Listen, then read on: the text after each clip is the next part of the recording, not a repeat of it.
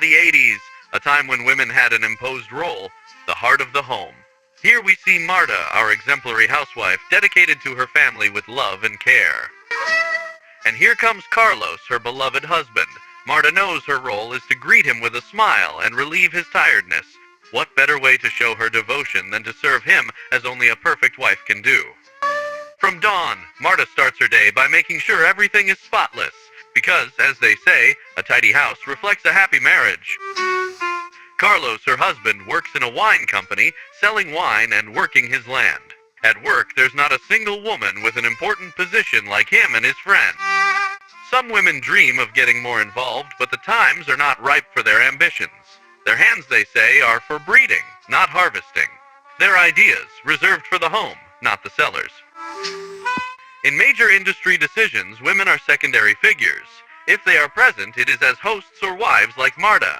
They are expected to listen, smile, and support from the shadows. However, women got tired of being the secondary character. They fought day by day for the recognition of their value and to be able to obtain the same positions as men and not only be a mother and wife. So, how about we turn this off and go to the future?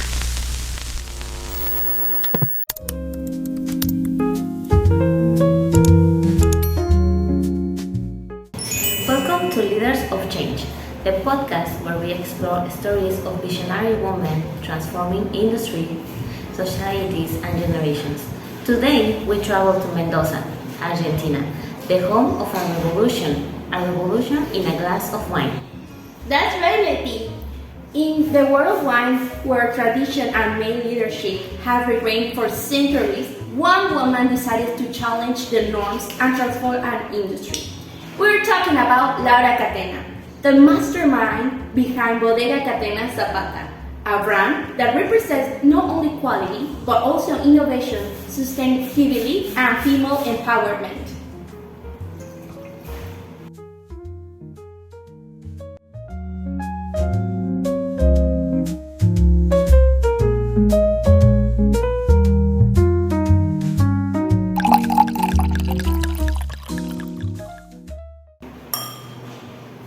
But how did she do it? How did she go from being a doctor in the United States to leading one of the most renowned wineries in the world? Well, that's interesting, and it all began with her decision to embrace her family legacy, but with an entirely new approach.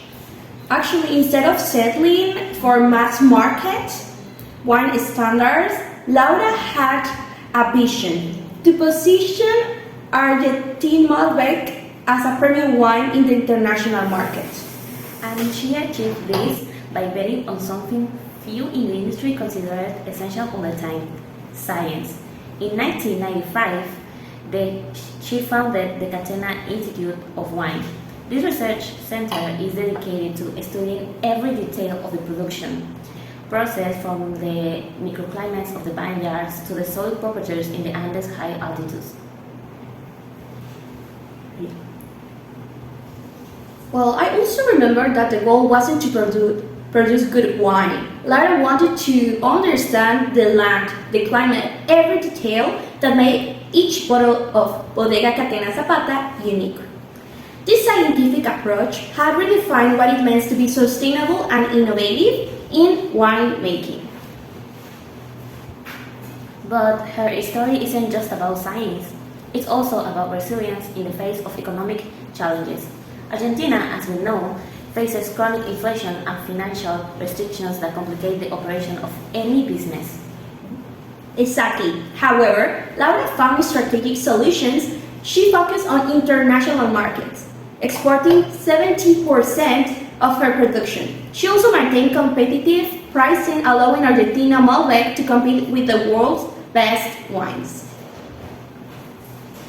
And with that mindset, Laura not only brought Bodega Catena Zapata financial success, but also opened doors for other women in the wine industry.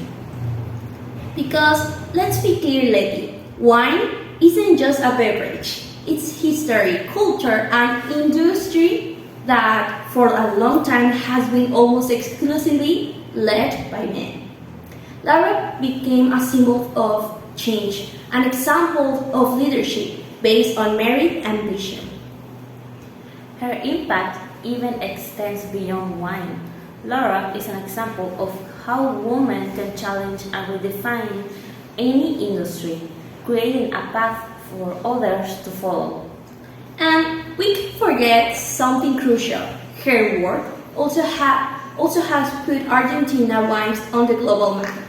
Regions like Mendoza are now international references, not just for the quality of their wines, for the sustainable model they are promoting. So, what can we learn from Lara Catena and Bodega Catena Zapata? That innovation doesn't conflict with tradition, that leadership has no gender, and that great transformations begin with a bold vision.